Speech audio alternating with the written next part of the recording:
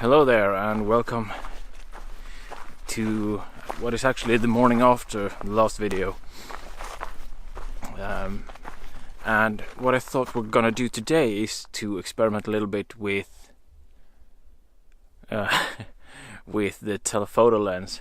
The same area, but instead of using a wide angle, we're gonna experiment a little bit with the telephoto lens. What I'm doing is that I'm walking to the other side of the area, just to get a little bit change of scenery, and it's a little bit more open in the beginning there as well, so that I'm gonna be able to utilize the telephoto lens in a better way, I think. So that's basically what we're gonna do.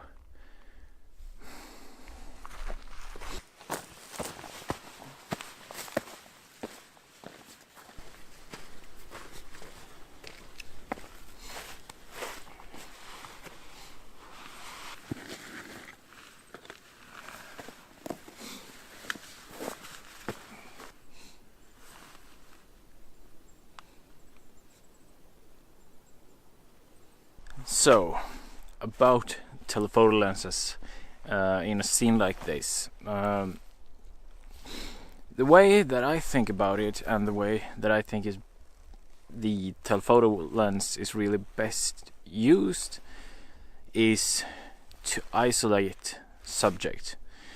Since you can zoom in or crop in or whatever you want to call it so much into the scene itself, it's easier to pick out individual parts of the scene. However, what that often means as well is that it's no longer really a scene as much as it is a portrait of the nature that you have in front of you, since that really makes you focus on like one subject. And it doesn't really convey the whole nature of the scene. And the other thing that I'm thinking about is it's very closely related, but it's a little bit different, and that is to use the telephoto lens as a way to exclude things that you don't want in your image. No, it's very similar when you think about it, but when it's used in the field, you can achieve very different effects with those principles. I mean, if you're zooming into something and just focusing upon it, then yeah, that's what you're doing. You're creating a portrait of that subject.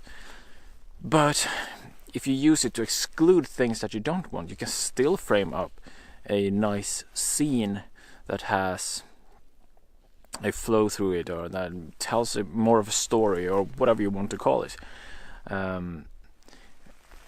But you simply use the narrower field of view to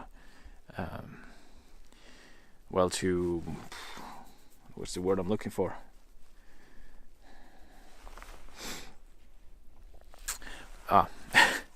Well, you simply use the narrower field of view in order to exclude the things that you think are detracting from the scene. So it is a difference in it, and it's certainly a difference in the way that you look upon the scene. Either if you're looking for a subject, or if you're looking for a scene and you want to exclude certain things that make it too cluttered, or it doesn't really belong in the scene itself. But I mean, the same principles still apply. You need a anchor point, something to really draw the viewer to begin with, which is the same as it is with the wide angle.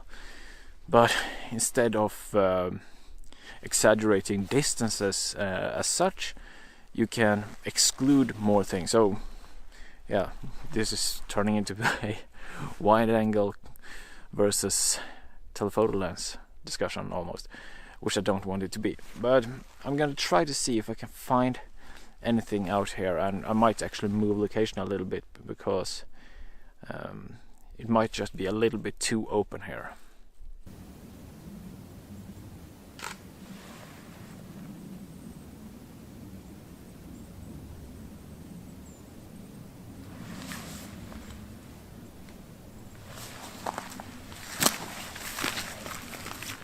I don't know if you can see, but out here we do have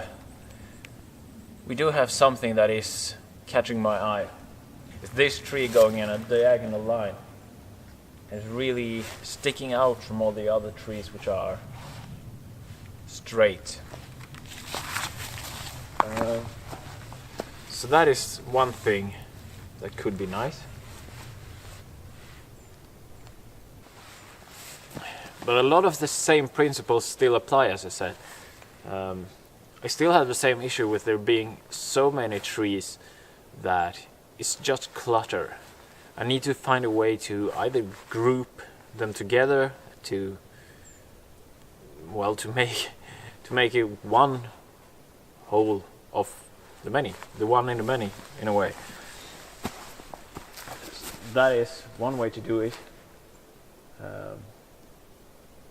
Or if we have a strong subject like the tree going diagonal there, that is also something that can work because it sticks out to the viewer, something that immediately says this is the main subject of the image or the main interest point of the image, and then let that be the anchor so that it can then guide the viewer through the image, or at least have that as a starting point to then drift further into the image afterwards. It's easier said than done. It's easier in theory than finding it in practice. But I'm gonna see if I can find something more.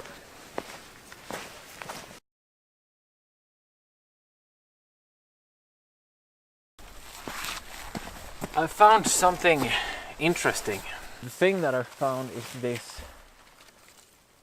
Well, it's a grouping of trees out here, and we have these dead trees out within the group that are kind of had grown sidewards. So it's like we have all these straight trees going up, and then we have these weird dead trees going to the side, and it creates a nice contrast, I think. I'm gonna frame it all up and see if it actually looks any good. And the issue then is the isolation part. Do I want to isolate it with the focus, so using a large open aperture, or do I want everything in focus, narrowing the aperture down and trying to capture everything in focus? What I think I'm gonna do is both. So I'm gonna try, or I'm gonna take images both with the open aperture and with a closed down aperture, and perhaps even something focus bracketed, just to get everything in field so that I can pick and choose when I get home to the computer, because it's much easier to make a good decision when you see it on a bigger screen. I often find that a composition can look alright on a smaller screen, but when you see it on the big monitor, the way it's more supposed to be viewed, it doesn't really look as good. When you start to see the details, not that it's anything with sharpness or anything like that, just when you start to see the details, often a scene gets more cluttered, and when it's smaller, it's easier to ignore all the clutter because, well, it's so small. But when it's bigger, it gets emphasized more, and therefore it's a good idea to capture the different ways that you can see the scene when you're in the field, just so that you can pick and choose later. It's not always necessary to capture it perfect in camera. That's really not the way that I work, at least. The way that I think of it here is kind of when I'm out in the field, I'm kind of capturing the stencil. Is that a word in English? It's not a blank canvas, but you know, the lines, and then the kids coloring in between the lines. That's kind of what I'm thinking of. I'm capturing just a sketch. A sketch is a good a sketch. That's it. So the way that I think about it is that when I'm out in the field, I'm capturing a sketch, and then when I get home, I fill it in with the colors and the details and everything. That's really what processing is to me. And that's really why you shoot raw and everything, because if you want to capture everything in field, you might just as well shoot JPEG and adjust the profiles to fit the way that you want the scene to look. That's not the proper way to do it, in my way, in my mind. Another thing to think about is the height. How high up do I want the camera? And with a telephoto lens right now, it's very prominent differences in how high up I have the camera. A part of it is, do I want to be looking down on the scene or not? It's far enough away that I won't really be looking down at it either way. So what's most important to think about with the camera height is, what do I want the background to be behind the important parts in the image? Do I want it to be the forest on the other side? Or do I want it to be this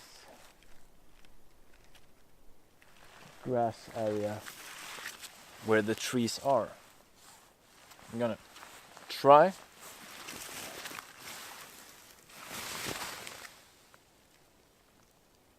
I think actually I can isolate it more by going further down. But we're gonna see. Let's go. So, the thing that I decided to do was to get the camera low. I zoomed into 200 millimeters, so really zoomed into the landscape. And I framed it up with, I think I have a little bit too much above and below that I don't need. So I think I'm gonna crop it kind of panoramic in post. But I decided that I want most of it to be in focus, so I shot it at f16 and I refocused on a few different lengths just so that I can kind of paint it in Photoshop later, basically focus stacking it so that I get, I'm not sure if I want the background to be in focus, but at least the trees here in the foreground, because I found that having them out of focus was really an eyesore. It really detracted from the scene and the subject, which is the trees behind. So having all of that in focus will probably help the scene a lot. And yeah, it's an even exposure, so no exposure bracketing at least. But that is about it. Here's the image.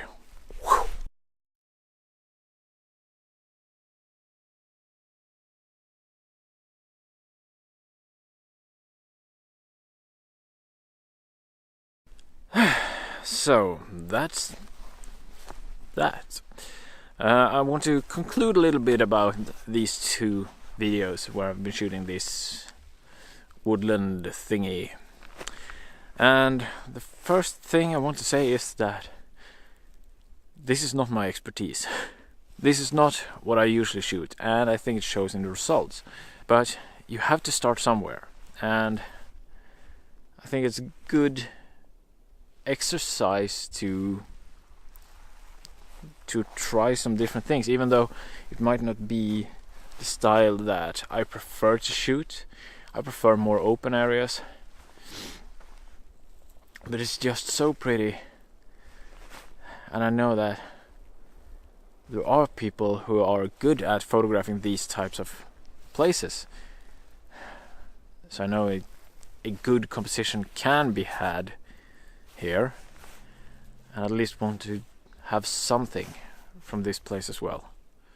And it's also a good thing to try these kind of things. It could come in handy when I'm at some exquisite location somewhere else, and that's really what it's all about, as I've said multiple times. Do the bad stuff now so that I don't do the bad stuff when I'm somewhere important. Anyway, I hope you gained something from seeing the differences between telephoto and wide angles in a more closed down scene like this, and hopefully you gained something from it. I think I did. And or perhaps even the most important lesson that I haven't really gone through here is that looking, you really have to, I think it's actually quite important to just let everything go and just stand and look. I know I didn't really do that here. I grabbed the camera at once and I started to look through the viewfinder. I start to scout out the scene that way, but sometimes just standing still, looking out over the scene and just soaking it all in, you will start to filter out the boring stuff, and all of a sudden patterns start to form in your mind in a way. Anyway, that's all for me this time. Thank you all so much for watching. I'll see you all soon again. Goodbye.